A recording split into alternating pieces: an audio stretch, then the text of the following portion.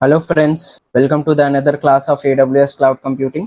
Last class में हमने देखा था AWS के EC2 इंस्टेंस को हम CLI के थ्रू कैसे हम क्रिएट कर सकते हैं। CLI कमांड, CLI जो हमारा AWS का क्लाउड सेल है, उसके ऊपर हमने टर्मिनल के ऊपर से कमांड के थ्रू हमने हमारे इंस्टेंस को एक क्रिएट किया था।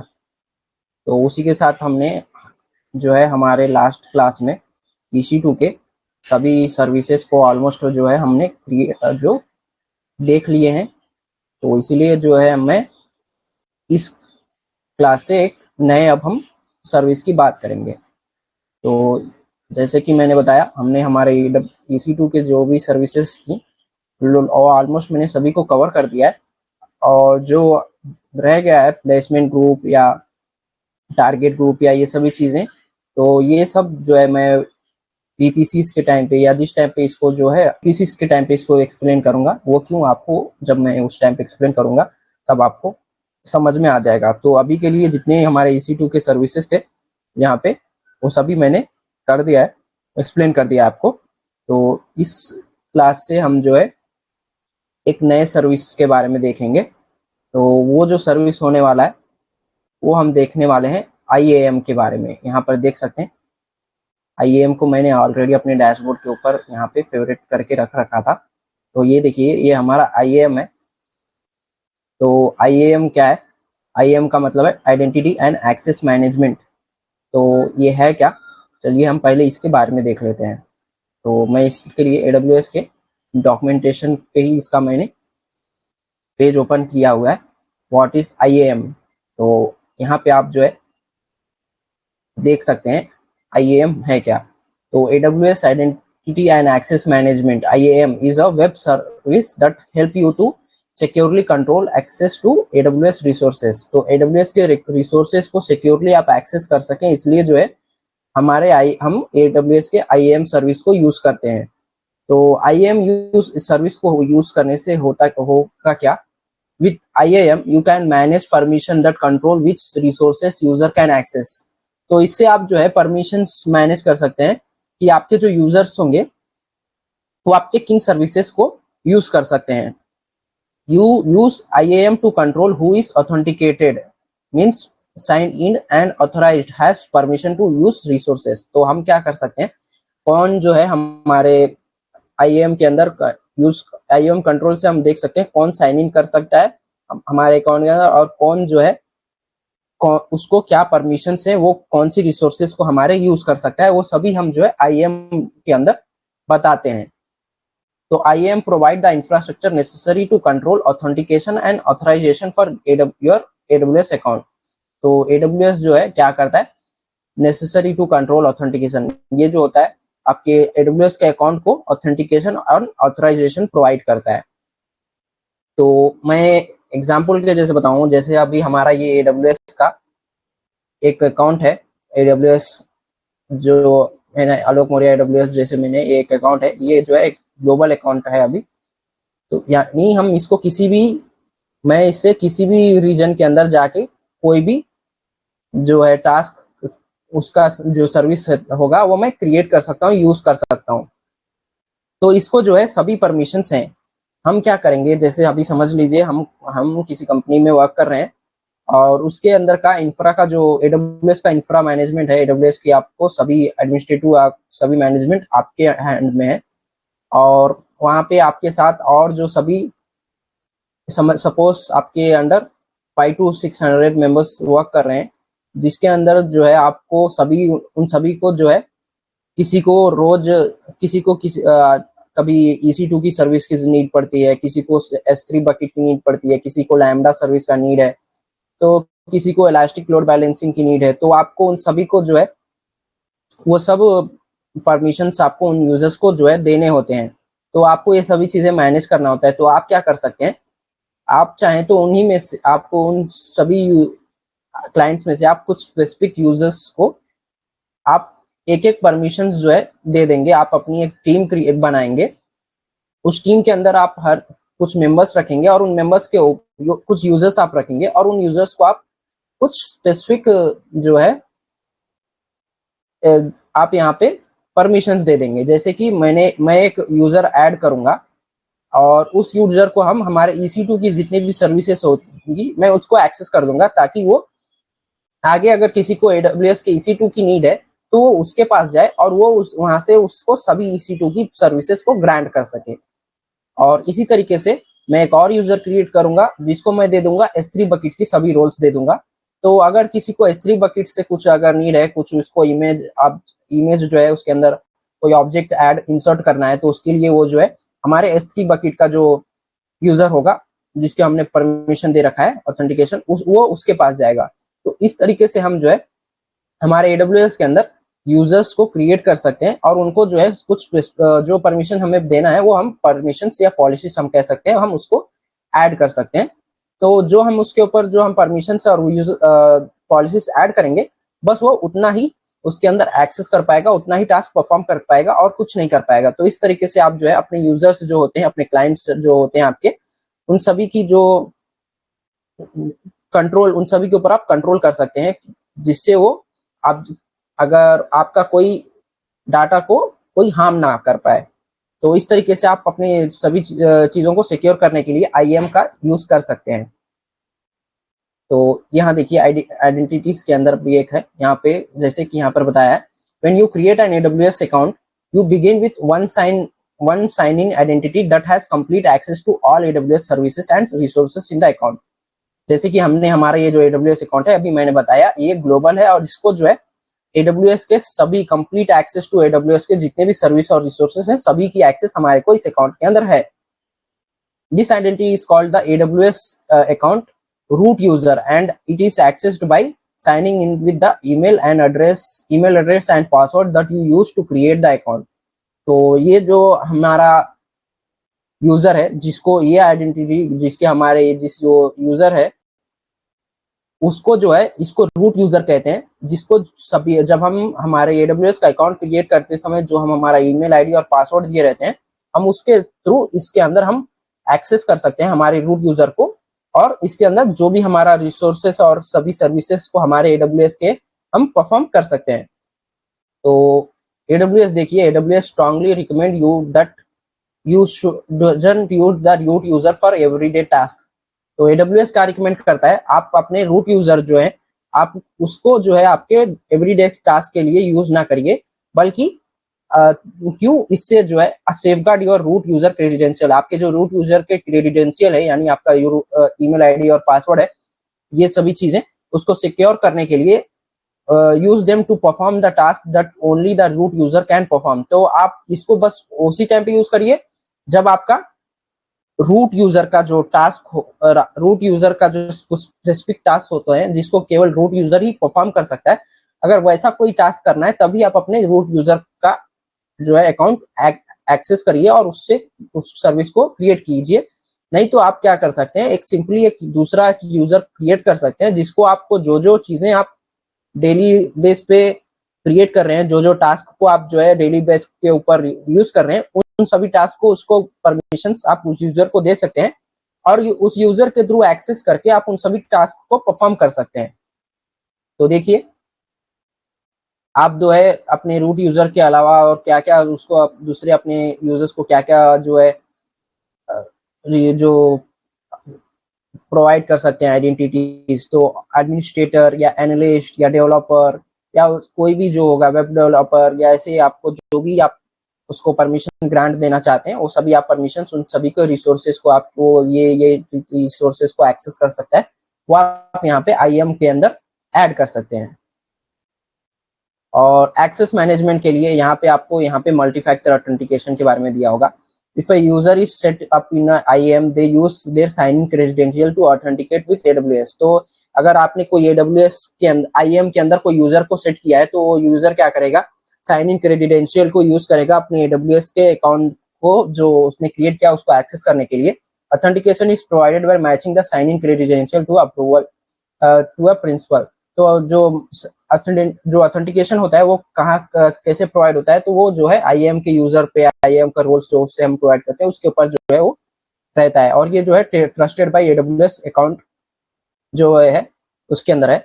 Next request is made to grant the principal access to resources access is granted in response to an authentication request if the user has given permissions to the resources। तो अगर user के ऊपर उस permissions को जो है resources को grant करने का अगर हम परमिशन देंगे, तो जब वो यूजर जो होगा उस परमिशन के लिए रिक्वेस्ट करेगा, तो वहां पे आपको वो सभी परमिशंस ग्रांटेड हो जाएंगे। जो रिस्पॉन्स होगा AWS उसको ग्रांट कर देगा। और साथ ही साथ जब आप मैं बता दूं, जैसे कि अगर आप फर्स्ट टाइम AWS के कंसोल होम के अंदर साइन इन करते हैं, तो आप जो है अपने ग्लोबल यूजर के अंदर होते हैं। You can select and services and use them, जो भी यूज करना चाहते हैं और वहां से यूज कर सकते हैं। बट वही अगर आप AWS के यूजर को अगर आप किसी यूजर के अंदर एक्सेस करेंगे, तो वहां पे आप जो भी ऑथेंटिकेशन उसको दिए होंगे, जो आप परमिशन उसके ऊपर ग्रांट किए होंगे, केवल वो उसी परमिशन उसी सर्विसेज और रिसोर्सेज को यूज कर सकता है। और साथ ही साथ आपको यहाँ पे मैं बता दूं, मल्टी फैक्टर ऑथेंटिकेशन जैसे कि अभी मैंने बात किया, वो क्या है और इसको आपको क्यों करके रखना चाहिए। मल्टी फैक्टर ऑथेंटिकेशन जो है बहुत ही जरूरी है। AWS भी आपको रिकमेंड करता रहेगा। जब आप AWS का, मैंने लास्ट क्लास में भी बताया था कि आपको मल्टी फैक्टर ऑथेंटिकेशन करके रखना चाहिए, और AWS भी यही रिकमेंड करता है कि आप अपना मल्टी फैक्टर ऑथेंटिकेशन जो है उसको क्रिएट करके रखें। तो यहाँ पे आप देख सकते हैं उसके बारे में आपको इसी के अंदर आपकी इस पूरे ये जो AWS का हमारा जो डॉक्यूमेंटेशन है, आपको इसके अंदर सभी इंफॉर्मेशन आपको देखने को मिल जाएंगी। और उस सर्विस अगर हम हमारे IAM सर्विस यूज कर रहे हैं, तो इसके अंदर क्या कॉस्ट लेगा या क्या नहीं है, कॉस्ट कितना होगा, या सभी चीजें यहाँ पे आपको देखने को मिल जाएंगी। तो AWS की IAM मल्टी फैक्टर ऑथेंटिकेशन से होगा क्या, आप जो है, लेकिन फर्स्ट जो है हम IAM के कुछ यूजर्स को क्रिएट करके उनसे मैं पहले वो करके दिखाता हूँ, फिर मैं आपको मल्टी फैक्टर ऑथेंटिकेशन क्या है उसके बारे में बताऊंगा।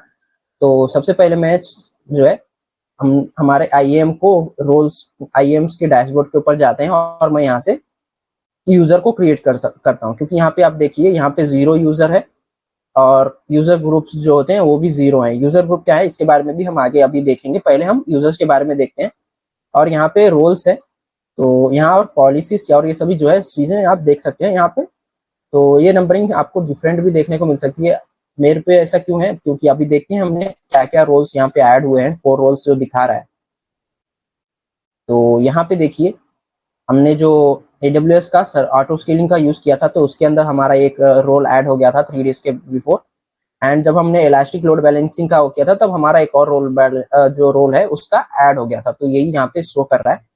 तो मैं क्या करता हूँ, सिंपली इन दोनों रोल्स को अभी फिलहाल के लिए डिलीट कर देता हूँ। एंड यहाँ से मैं एक बार कंफर्मेशन कर देता हूँ और डिलीट कर देते हैं।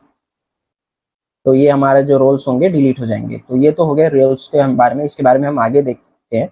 अभी मैं जो है एक यूजर के ऊपर जाता हूँ, और एक यूजर को सिंपली एक यूजर कैसे क्रिएट करना है, एक यूजर क्रिएट करते हैं।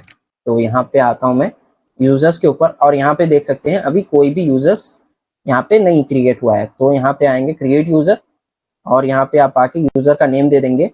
तो मैं दे देता हूँ एक यूजर लाइक मैं आकाश नेम से एक यूजर को क्रिएट कर लेता हूँ, या आप यूजर 1 या ऐसा कुछ भी एक यूजर जो है क्रिएट कर सकते हैं। तो यहाँ पे देखिए, यहाँ पे आपको यहाँ पे दिख रहा है, if you are creating your programmatic access through AWS access key और services credential allow command, and यहाँ पे ये सभी चीजें यहाँ पे देखने को मिल रहा है। बट हमें क्या करते हैं, हम इसको क्रिएट करते हैं। जो आपको आप जो है अपने इस यूजर को आपके मैनेजमेंट कंसोल होम के ऊपर ही इसको आप एक्सेस कर पाए, इसके लिए हमने जो है इसको किया है। If you are providing console access to a person, it is a best practice to manage their access in AWS IAM Identity Center। देखिए ये भी आपको यहाँ पर बता रहा है कि आपका ये जो होता है AWS का मैनेजमेंट कंसोल का जो है यहाँ पे, ये जो है बेस्ट प्रैक्टिस के लिए ये यूज होता है। इसके अंदर देखिए आपको क्या दिख रहा है, are you providing console access to a person, user type specify user in identity center. यहाँ पे I want to create an IAM user. तो यहाँ पे जो आपको ऑप्शन देखने को मिल रहे हैं, तो मैं क्या करता हूँ, अभी इसको बाय डिफॉल्ट रहने देते हैं, या फिर मैं यहाँ से इसको यहाँ से हम I want to create a user पे मैं सिलेक्ट कर लेता हूँ। और यहाँ पे देखिए ऑटो जनरेटेड पासवर्ड दिखा रहा है, you can view the password after you create the user. तो ये जो है ऑटो जनरेटेड एक पासवर्ड देखने को मिल रहा है।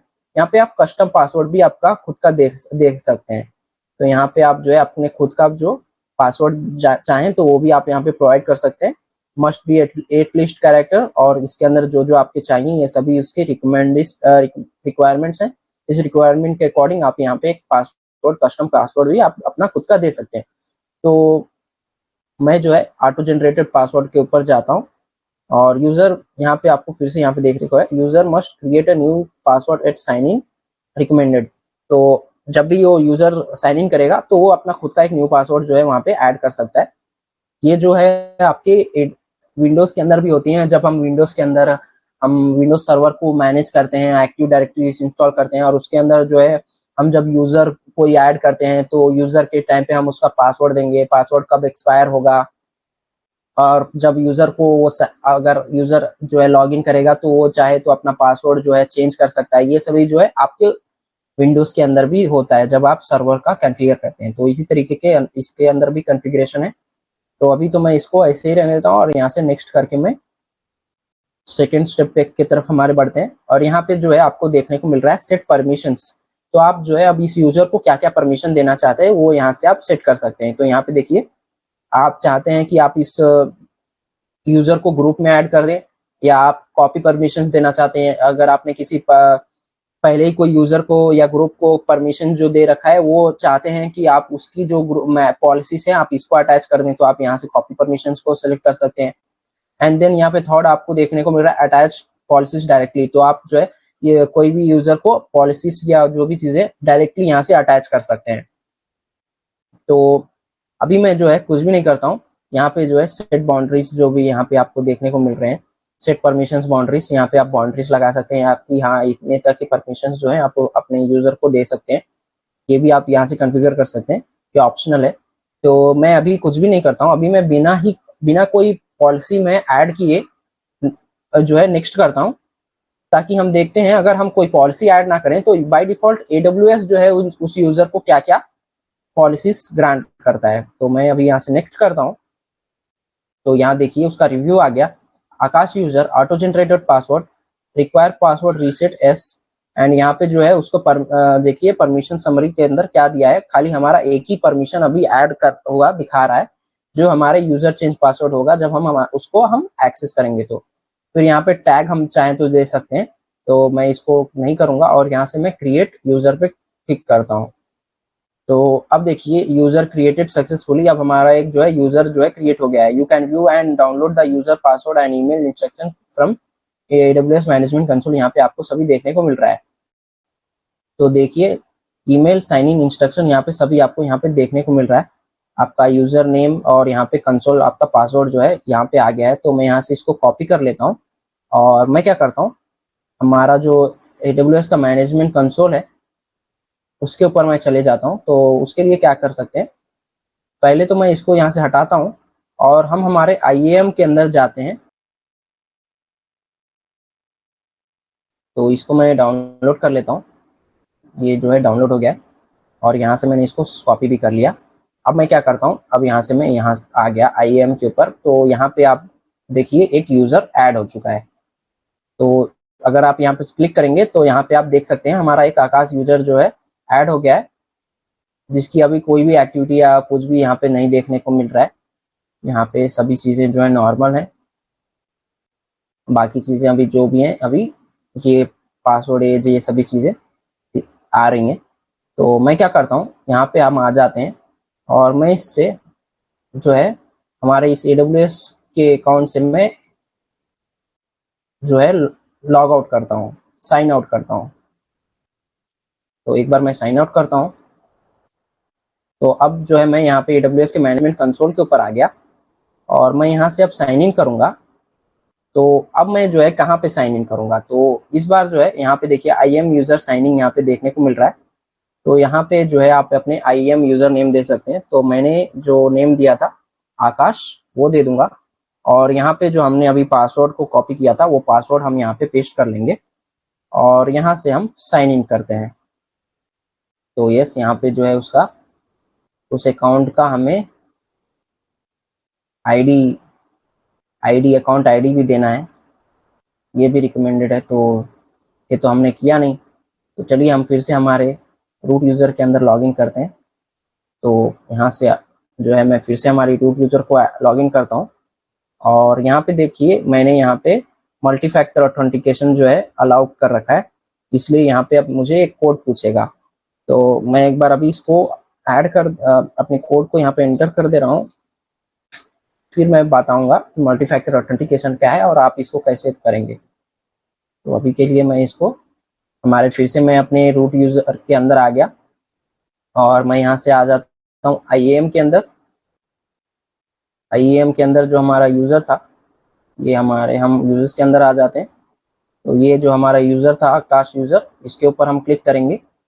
तो क्लिक करने के बाद यहाँ पे आप जब आएंगे, ये आपको सिक्योरिटी क्रेडेंशियल के अंदर आ जाना है और ये देखिए कंसोल साइन इन लिंक, यहाँ पे एक लिंक है, लिंक के जरिए भी आप जो है सीधा आप इसको अपने उस यूजर के अंदर साइन इन कर सकते हैं, या फिर जैसे हमने वहाँ पे जो किया था वहाँ पे भी आप इसको कर सकते हैं। तो आपका ये दिख रहा है, इसको आप, ये जो है आपका आईडी है, तो इसको आपको कॉपी कर लेना है।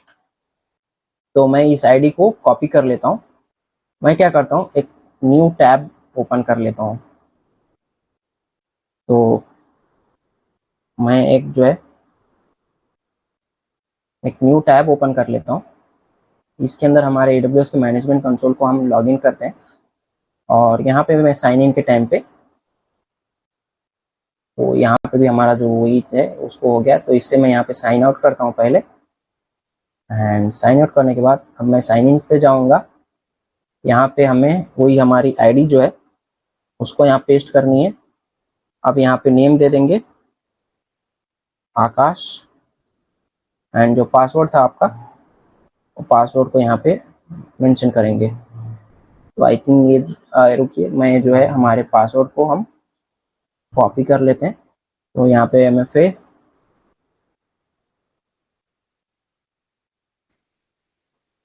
तो मैं यहाँ से इसको ऐसे बैक करता हूँ। ओ शिट, फिर से मैं यहाँ से बैक आ गया।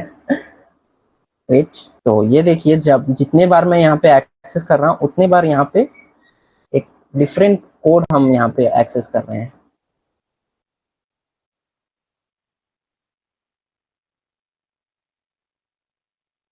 तो अब मैं देखिए यहाँ पे किसी और रीजन के अंदर आ गया था। तो अब मैं फिर से यहाँ से मुंबई रीजन के अंदर आते हैं।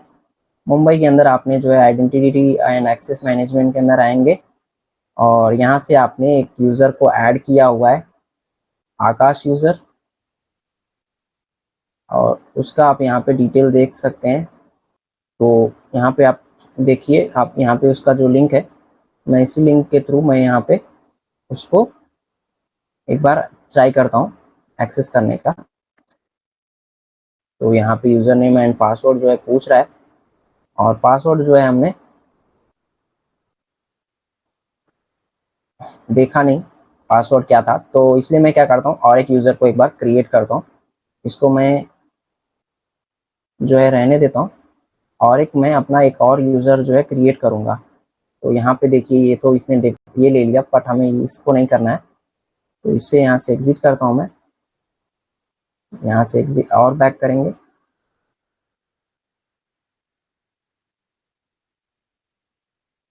एंड मैं एक बार इसको कट कर देता हूँ यहाँ से, और यहाँ से हम आएंगे और मैं जो है यहाँ पे हमारे रूट यूज़र से मैं लॉगिन करता हूँ। मैं इस बार एक और यूज़र को है क्रिएट करूँगा और इसके अंदर जो है हम कस्टम पासवर्ड देंगे। तो मैं हमारे AWS के अकाउंट के अंदर आ गया। यहाँ पे जो है मैं आता हूँ IAM के अंदर। सबसे पहले मैं जो इस यूज़र को ऐड किया है मैंने इसको डिलीट कर देता हूँ। तो यहाँ से सिलेक्ट करेंगे एंड इसको मैं जो है डिलीट कर देता हूँ। तो AKASH जिसको ये डिलीट करना है आपको उसका नेम दे देना है और यहाँ से डिलीट यूज़र। तो ये जो है आकाश को अब डिलीट कर देगा। तो अब जो है आकाश डिलीट हो गया। मैं फटाफट से एक और यूज़र क्रिएट कर लेता हूँ आकाश के ही नेम से। और इस बार जो है हम इसको फिर से ये प्रोवाइड कर देते हैं, create I want to create a AMI user, और इस बार मैं यहाँ पे कस्टम पासवर्ड जो है देता हूँ। तो मैंने एक पासवर्ड यहाँ पे दे दिया है और अब मैं नेक्स्ट करता हूँ।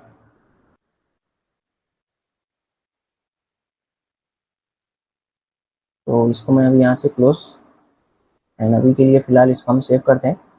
तो अभी फिर से मैं इसको कोई भी पॉलिसीज नहीं देने जा रहा हूँ और मैं इसको क्रिएट करता हूँ डायरेक्ट। तो यहाँ पे देखिए आप बस इसको ये पासवर्ड चेंज करने का ही प्रिविलेज मिला है और इसके अंदर कोई हमने कुछ नहीं दिया किया है, और मैं इसको क्रिएट करता हूँ। तो जैसे ही आप क्रिएट करेंगे यस, फिर से मैं इसका जो है यूज़र है और ये आपका कंसोल पासवर्ड यहाँ पे देखने को मिल रहा है, और ये फाइल जो थी वो डाउनलोड कर लिए हम।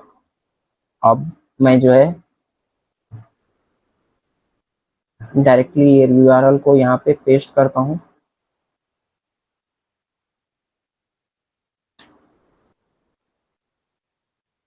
एंड यहाँ पे आपका जो आईडी था वो आ गया। यूज़र आपका क्या था, आकाश था, और यहाँ पे आपने पासवर्ड भी उसका कॉपी किया था। तो पासवर्ड में यहाँ से आकाश यूज़र का जो पासवर्ड था वो आपने यहाँ पे डाल दिया, और मैंने यहाँ से अब साइन इन करता हूँ। तो your account password has expired. तो जैसे कि मैंने बताया, हमने वहाँ पे रीसेट पासवर्ड, यूज़र जैसे ही पासवर्ड क्रिएट करेगा तो वो एक न्यू पासवर्ड क्रिएट करे, वो हमने दिया था। तो यहाँ पे आप चाहें तो आप न्यू पासवर्ड दे सकते हैं। तो पहले यहाँ पे हम ओल्ड पासवर्ड देंगे, फिर यहाँ से हम न्यू पासवर्ड क्या देना चाहते हैं वो हम दे सकते हैं। तो मैं यहाँ से एक न्यू पासवर्ड दे रहा हूँ।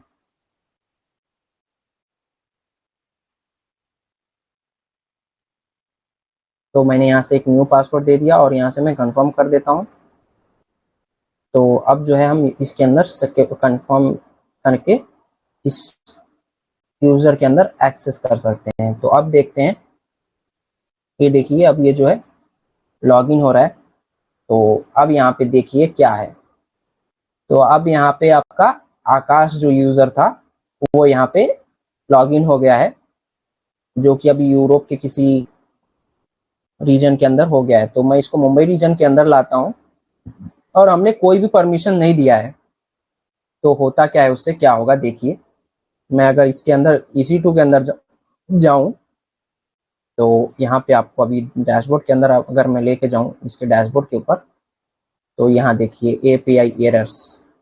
और अगर आप वही इंस्टेंस के ऊपर जाएंगे इंस्टेंस क्रिएट करने के लिए, तो यहाँ पे देखिए आपको क्या मिल रहा है, you are not authorized to perform this operation, Akash is not authorized to perform EC2। तो EC2 के वो कोई भी सर्विस को नहीं यूज कर सकता। EC2 क्या, वो कोई भी सर्विस नहीं यूज कर सकता, क्योंकि हमने उसको कोई भी परमिशन या पॉलिसी कुछ अटैच ही नहीं किया था। तो इस तरीके से आप जो है देख सकते हैं। तो अभी मैं जो है इसको लॉग आउट कर देता हूँ, एंड अब हम जो है फिर से हम हमारे AWS का जो हमारा रूट यूज़र था उसको मैं फिर से लॉगिन करता हूँ। तो मैं यहाँ से बैक करेंगे एक बार,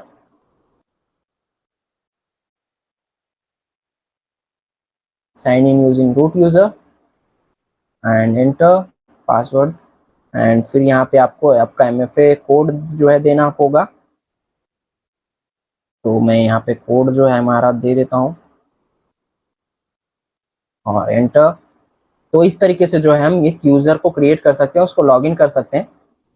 अब मैं क्या करता हूँ, ये तो मैंने दिखा दिया कि यूज़र को हाई से क्रिएट करना है और उसको कैसे लॉगिन करना है। अब मैं क्या करता हूँ, एक और यूज़र क्रिएट करता हूँ, उसको अब इस बार हम पॉलिसी से ऐड करेंगे। तो यहाँ से क्रिएट यूज़र, तो इस बार मैं नेम देता हूँ user1, एंड यहाँ से फिर से मैं यहीं पे आता हूँ AWS के इसमें, और create I want to create a user, generate password, इसी के ऊपर रहने देते हैं। अभी मैं इसको एक्सेस नहीं करूँगा, मैं नॉर्मली बस एक क्रिएट कर रहा हूँ। तो यहाँ से अब आ जाएंगे, हम करेंगे नेक्स्ट। यहाँ पे आपको देख सकते हैं ऐड, ये हाँ अटैच पॉलिसीज के अंदर डायरेक्टली आएंगे। तो यहाँ पे आपको सभी देखिए कितने परमिशंस पॉलिसीज हैं, 1336 इतने सारे पॉलिसीज आप जो है अटैच कर सकते हैं इस यूजर को। उसको एडमिनिस्ट्रेटिव एक्सेस दे सकते हैं, उसको जो जो एक्सेस दे सकते हैं सभी आपको यहाँ पे देखने को मिल जाएगा। तो मैं यहाँ से सर्च करता हूँ EC2 के रिलेटेड। तो ये देखिए EC2 की सभी यहाँ पे आ गया। तो मैं यहाँ से जो है यहाँ से ये EC2 फुल एक्सेस देखने को मिल रहा है। मैं केवल उसको EC2 फुल एक्सेस जो है वो प्रोवाइड करता हूँ। और S3 अब हम सर्च करते हैं। S3 बकेट जो होती है हमारी, S3 बकेट क्या है उसके बारे में हम आगे देखेंगे, तब मैं आपको बताऊंगा। तो S3 बकेट का मैं रीड ओनली परमिशन जो है उसको देता हूँ। तो इसको भी मैंने दे दिया। अब यहाँ से आप जो है नेक्स्ट करेंगे। तो यहाँ पे देखिए परमिशन समरी के अंदर आपका जो एक तो AWS का EC2 का फुल सर्व एक्सेस दे दिया, इसके अंदर Amazon S3 बकेट का रीड ओनली एक्सेस दे दिया आपने। और ये जब पासवर्ड आप करेंगे तो आपका जो पासवर्ड चेंज हो जाए उसके लिए एक थर्ड पॉलिसी आपने दिया। तो आपने 3 परमिशन पॉलिसी इसके अंदर ऐड किए। एंड यहाँ से आप क्रिएट यूजर करेंगे तो अब जो है एक और आपका यूजर जो है क्रिएट हो जाएगा। और इस यूजर को जो है इस यूजर के अंदर अब आप एक्सेस करके वहां पे अब अपने EC2 को आप इंस्टेंस को लॉन्च कर पाएंगे, एक्सेस कर पाएंगे, यानी EC2 सर्विसेज को आप रीड राइट एग्जीक्यूट अप कर सकते हैं। बट हमने S3 के अंदर केवल रीड ओनली दिया था। तो अगर S3 बकेट आपके उस अकाउंट के अंदर है, उस यूजर के अकाउंट के अंदर, तो वो केवल उस S3 बकेट को रीड कर पाएगा, उसके अंदर कोई ऑब्जेक्ट इंसर्ट नहीं कर पाएगा। तो इस तरीके से जो है आप कमांड्स यूजर्स को क्रिएट करके ये कमांड्स जो है दे सकते हैं। तो मैं जो है इसको भी डाउनलोड करके और इसको यहाँ से मैं कॉपी कर ले रहा हूँ। और फिर अब मैं यहाँ से IAM के अंदर आ जाता हूँ। तो अभी हमारे 2 यूजर ऐड हो गए हैं। तो इस तरीके से हम जो यूजर ऐड कर सकते हैं। तो ये तो था यूजर ऐड करना। और अब जो है मैं 2 ग्रुप ऐड करूंगा। यहाँ पे देखिए ग्रुप्स को अब हम ऐड करेंगे, यूजर ग्रुप। तो ग्रुप्स किस लिए, जैसे कि हमने स्टार्टिंग में बताया कि हमारे कंपनी के अंदर 500 तक एम्प्लॉय है और आप उसके अंदर जो है ऐसे जो है कॉन्फ़िगरेशन करना चाहते हैं। एक आपने टीम बना लिया और आपने उस टीम के अंदर एक को जो है EC2 की सभी सर्विसेज को हैंडल करने के लिए दे दिया और एक को जो है आपने S3 बकेट की सभी सर्विसेज को हैंडल करने दे दिया। ऐसे आपने कई सारे जो है यूजर्स हैंडल करने के लिए एक टीम आपने रेडी कर ली। बट आपका जो इंफ्रा था, आपकी जो कंपनी थी वो और अब जो है बढ़ गई है और आपके पास अब 500 नहीं, आपके 5000 ऐसे आपके क्लाइंट्स हैं और आपको अब उन सभी को हैंडल करना है। तो वो जो सिंगल यूजर्स जिसको आपने सभी सर्विसेज को ग्रांट करने के लिए आपने रख रखा है, वो भी अब उसको हैंडल नहीं कर पाएंगे।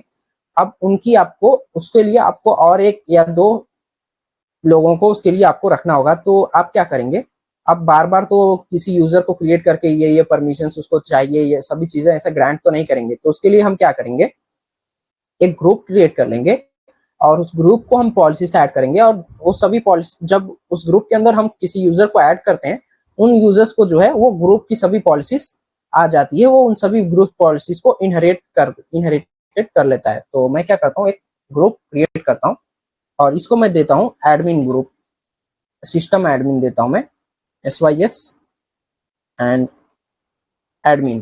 तो सिस एडमिन यानी सिस्टम एडमिन। तो ये ग्रुप जो है हम क्रिएट कर रहे हैं। अभी मैं इसके अंदर कोई यूजर ऐड नहीं कर रहा हूँ। यहाँ पे आप ऐड यूजर का जो देख रहा है, यहाँ पे मैं कोई यूजर ऐड नहीं कर रहा हूँ।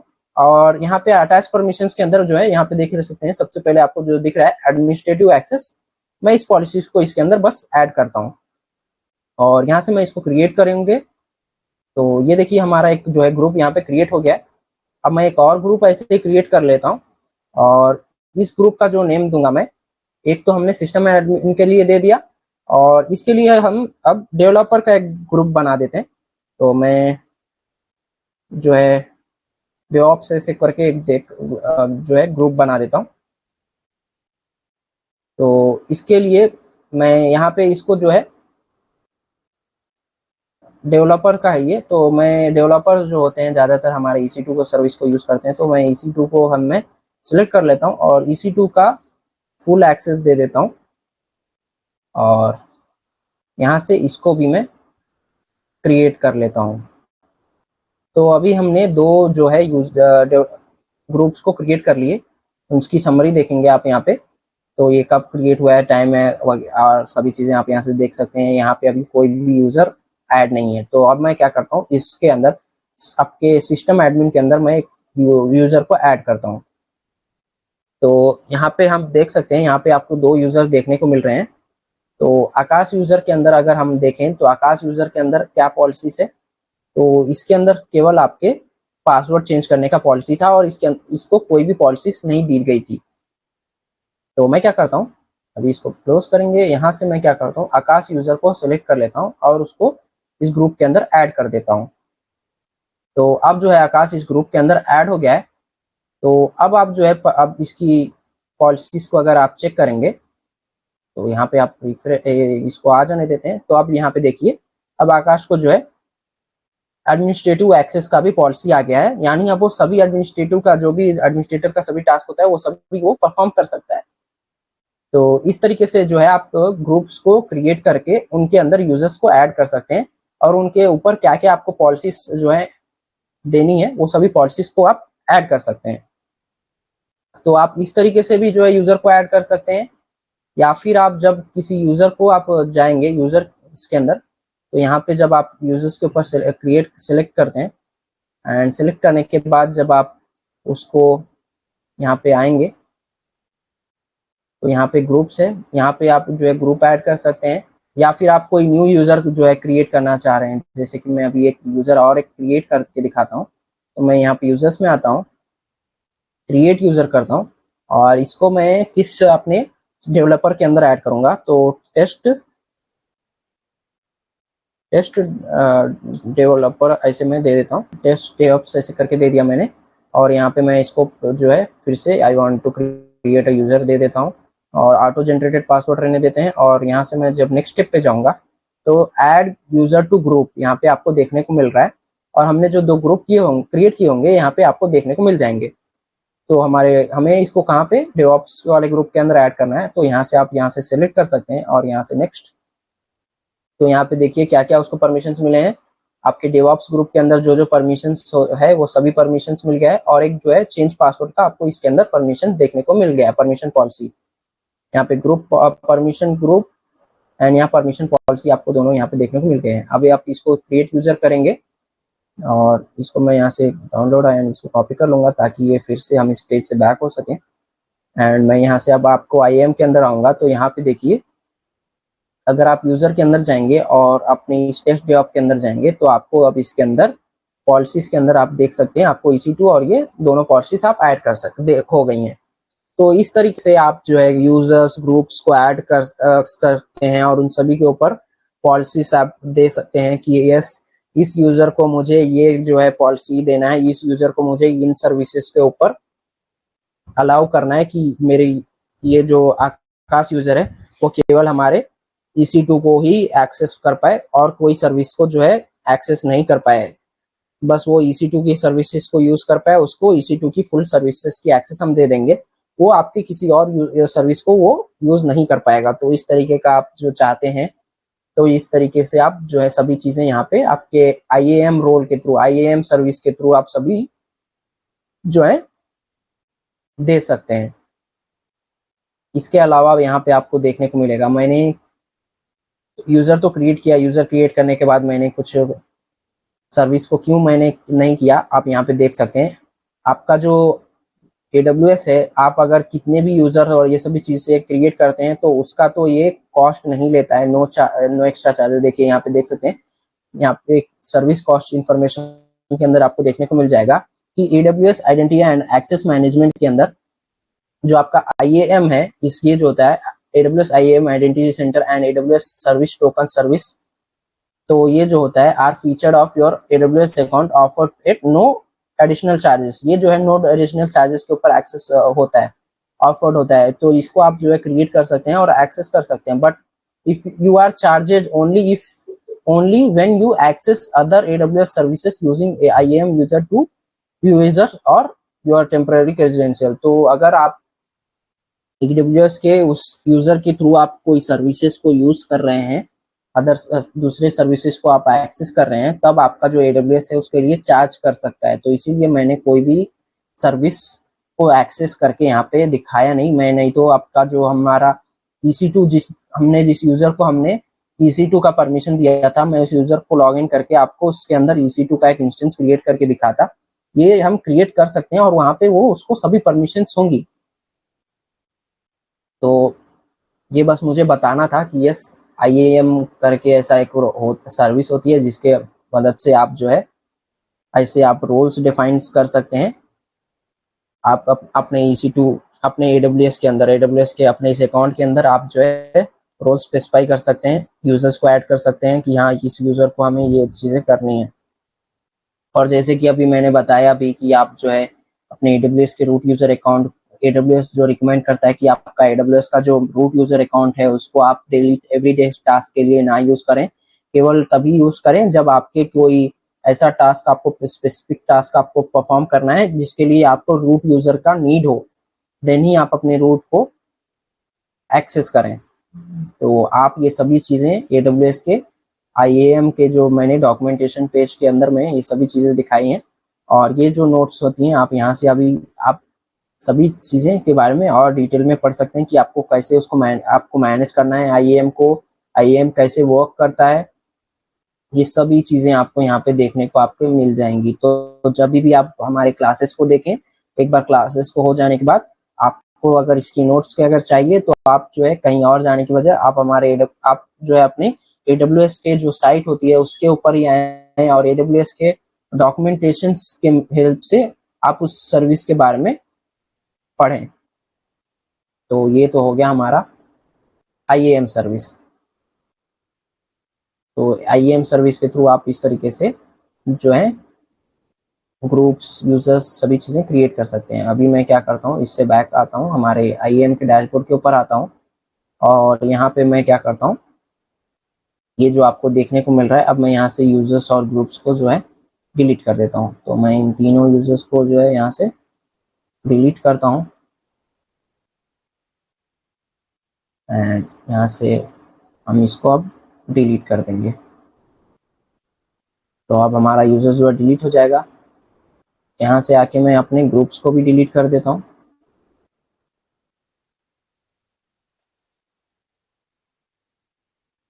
तो ये भी अब डिलीट हो जाएंगे। देखिए डिलीट हो गए और हमारे यूजर्स भी डिलीट हो गए।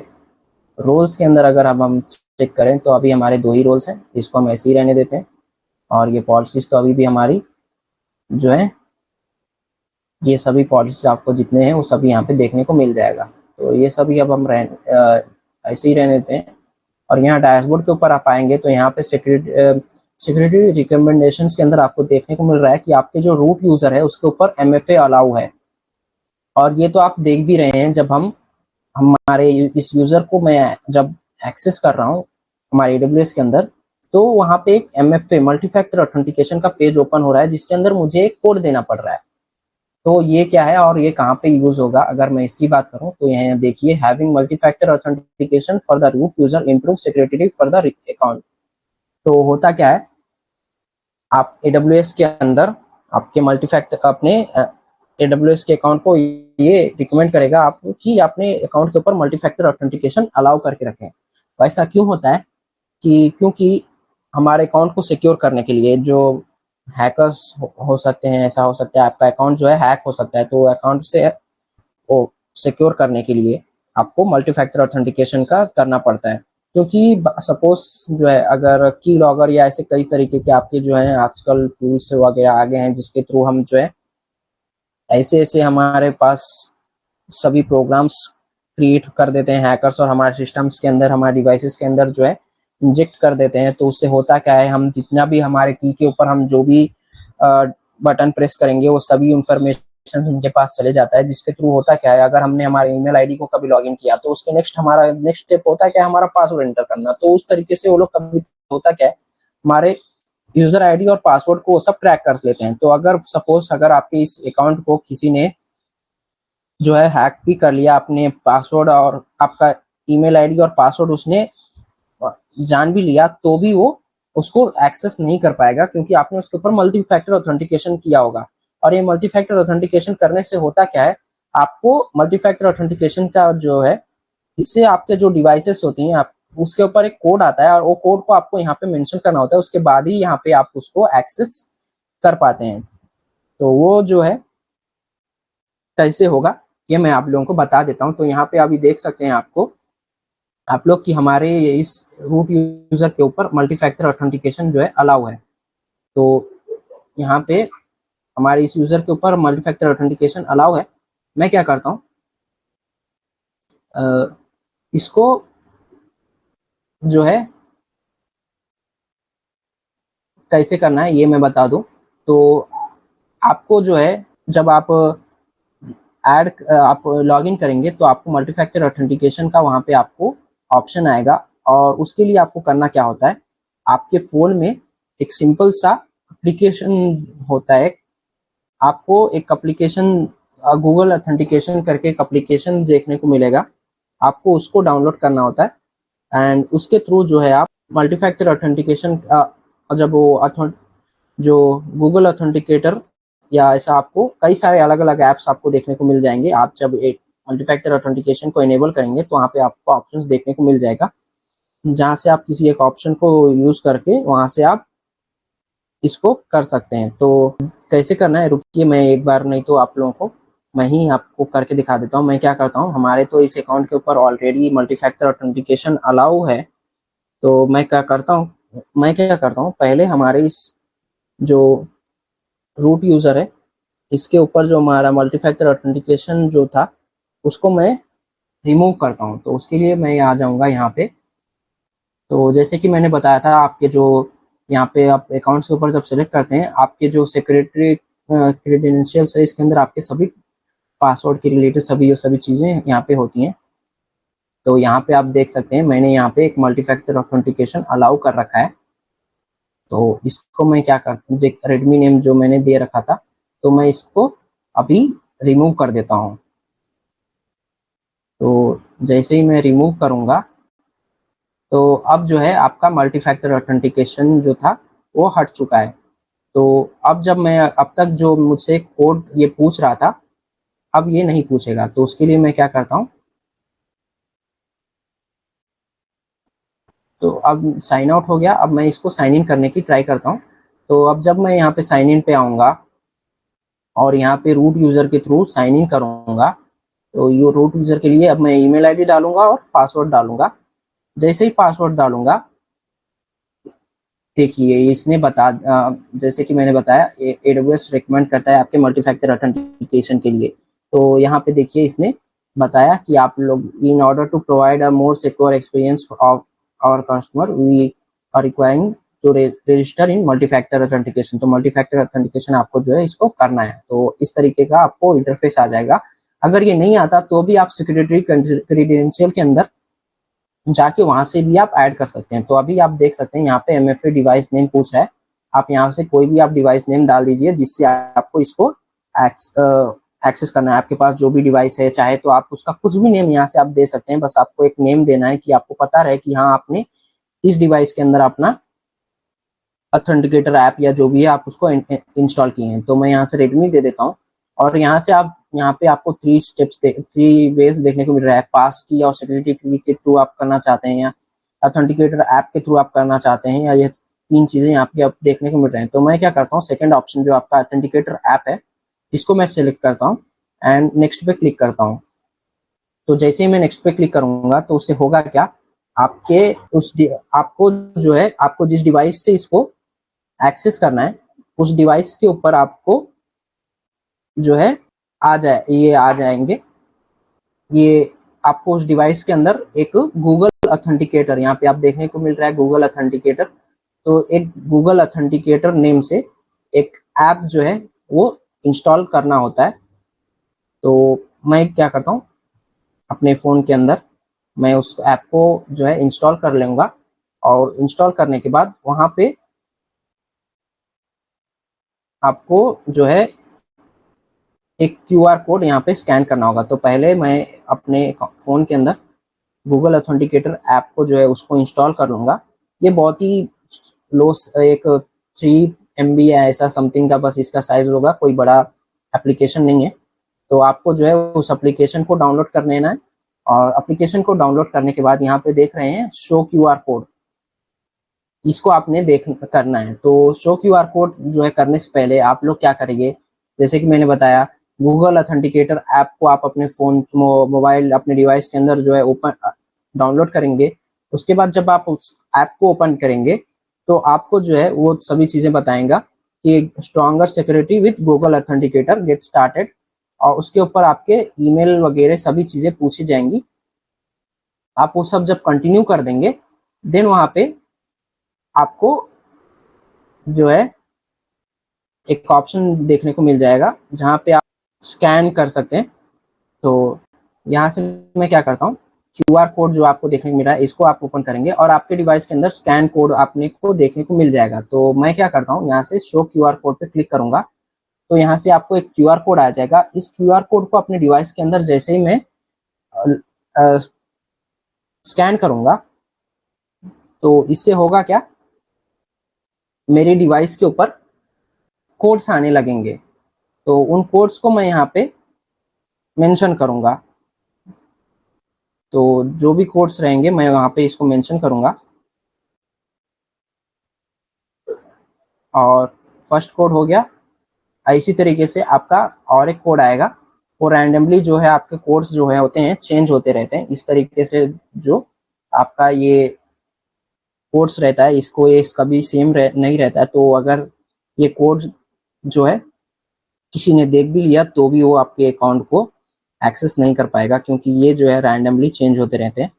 तो पहले जो हमारा कोड था वो देखिए क्या था, और अब जो आया है वो देखिए क्या है। तो आपने ये दो कोड्स दे देना है और आप रजिस्टर MFA पे क्लिक करेंगे। तो ये जो है इनवैलिड आपका जो देखने को मिल रहा है, एक्चुअली